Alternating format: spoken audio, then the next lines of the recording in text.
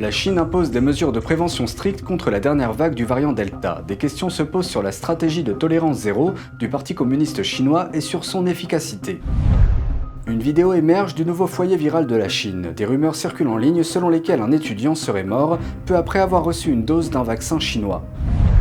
La population locale accuse les autorités d'une ville chinoise d'avoir libéré sans avertissement l'eau des réservoirs voisins, inondant la zone au milieu de la nuit. C'est le deuxième rapport de ce type.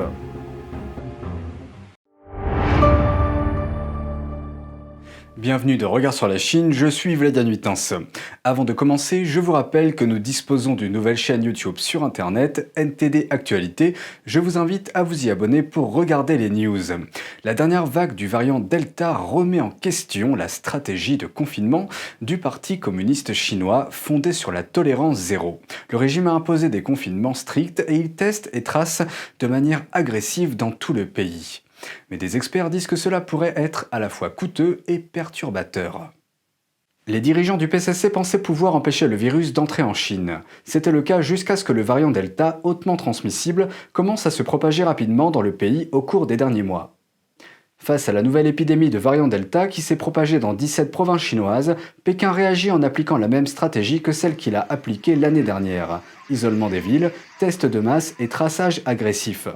La stratégie de quarantaine stricte dite de tolérance zéro est de nouveau d'actualité en Chine. Mais fonctionnera-t-elle cette fois-ci? Selon les experts, peut-être pas. The transmission rate of this variant may be beyond the CCP's previous epidemic prevention measures. Once you can't prevent it, measures will fail. Then it will spread very quickly. La Chine applique depuis plus d'un an une stratégie de tolérance zéro face au virus, et cela continue avec la dernière épidémie. Maintenant, à travers la Chine, les quartiers ciblés sont mis sous un confinement strict. Plus de 30 provinces chinoises ont ordonné aux résidents de ne pas quitter leur province. Des millions de personnes ont été testées en seulement quelques jours. Et le peuple a vu les autorités appliquer des tactiques extrêmes avec les mesures de confinement. Dans une vidéo qui circulait en ligne dimanche, on voit des fonctionnaires enfermer les habitants dans leur propre lieu de résidence. The strategy of sealing people in the building and not letting them go out. This kind of extreme tyranny will become a full-blown nervousness that won't allow this society and people's lives, including the economy, to function properly. Selon les experts, le coût du maintien de cette approche sera très élevé. The economy has almost come to a full stop. No production, no research, no school, and small businesses can't run, so the pressure on people's livelihood is too great. La Chine a déjà connu un ralentissement économique. De nombreux services financiers ont revu à la baisse leurs prévisions concernant le PIB de la Chine pour l'année 2021. Malgré la stratégie coûteuse du régime, les cas de virus liés au variant Delta semblent augmenter. Et d'autres questions demeurent quant à la capacité des vaccins chinois à arrêter la propagation. They know that vaccines alone couldn't really withstand the outbreak. They are actually very worried. So from this point of view, they can only depend on the so-called zero-tolerance strategy. En Chine, l'épidémie due au variant Delta a d'abord débuté dans un aéroport de la capitale de la province du Jiangsu, Nanjing. Cela a ensuite rapidement déclenché ce qui est devenu la plus grande épidémie de Chine depuis celle de Wuhan. Et ce, bien que le taux de vaccination du personnel de l'aéroport de Nanjing ait atteint environ 90%. Les autorités sanitaires chinoises déclarent que les vaccins fabriqués par la Chine sont moins efficaces contre la souche Delta, mais que les injections offrent tout de même une certaine protection. Des nouvelles controversées en provenance de la ville chinoise de Yangzhou.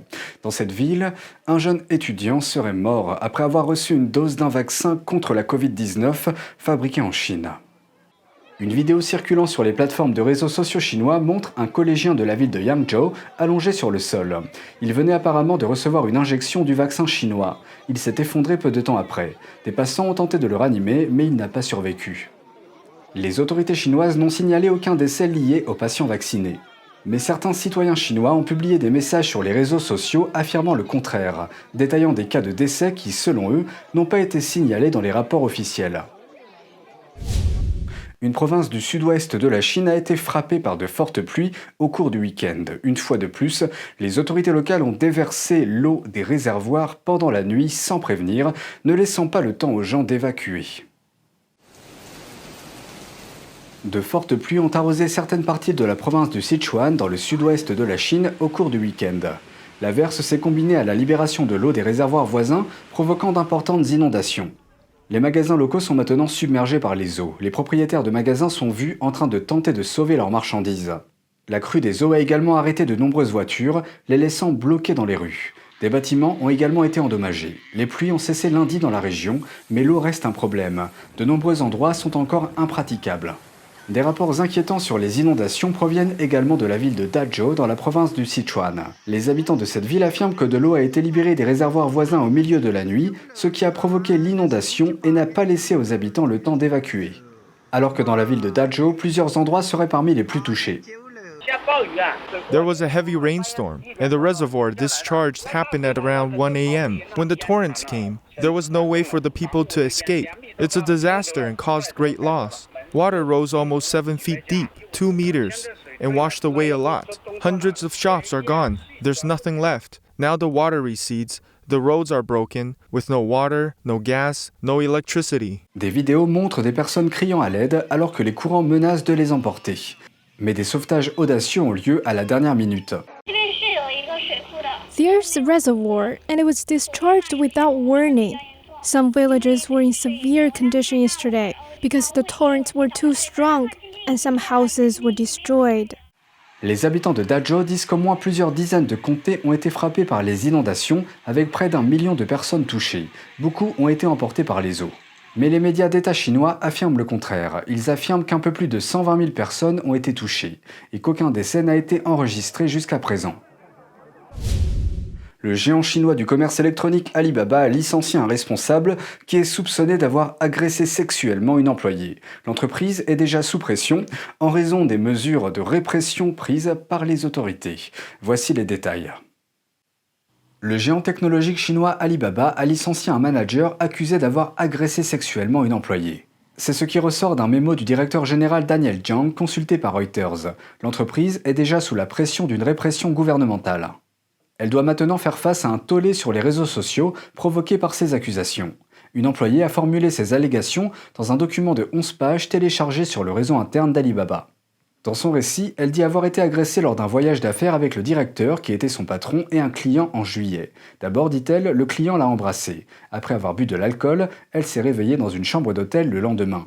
Elle a dit qu'elle n'avait pas de vêtements et aucun souvenir de ce qui s'était passé. Mais les images de vidéosurveillance de l'hôtel ont montré que son patron était entré dans la chambre 4 fois pendant la nuit.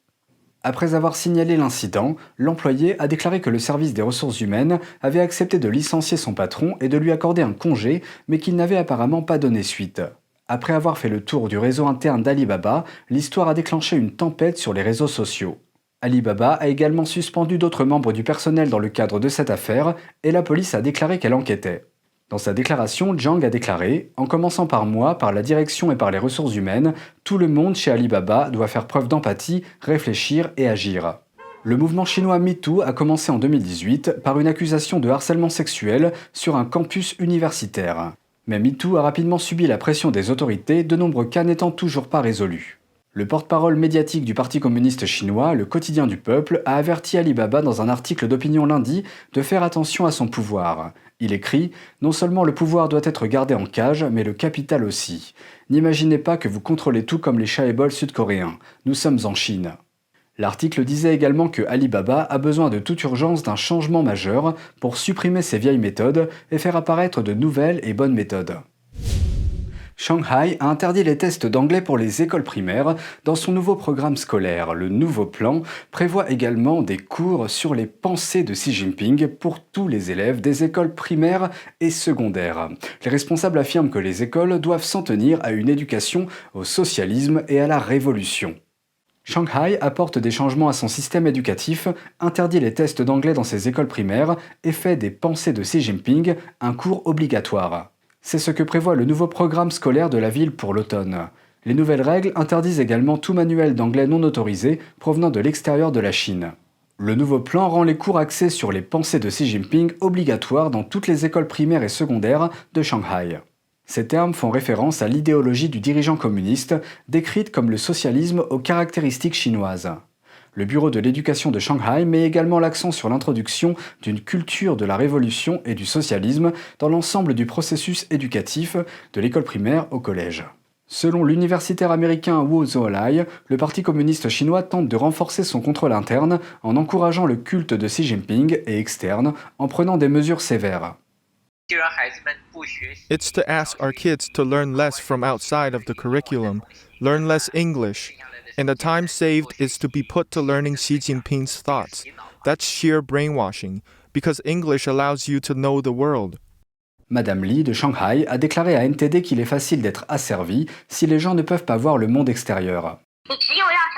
Only when you allow kids to learn English, to observe families and countries' different people, that they can have a larger scope and develop their own opinion, then they know to be critical of the CCP's narratives and not to follow the CCP's instructions. Madame Li dit que Shanghai, parmi les villes chinoises de premier rang, est moins sujette au lavage de cerveau. C'est pourquoi le régime a fait son premier pas à Shanghai, en particulier sur ce front. Et c'est tout pour aujourd'hui. Merci d'avoir suivi Regard sur la Chine. On se retrouve demain pour une nouvelle émission. Prenez soin de vous et à bientôt.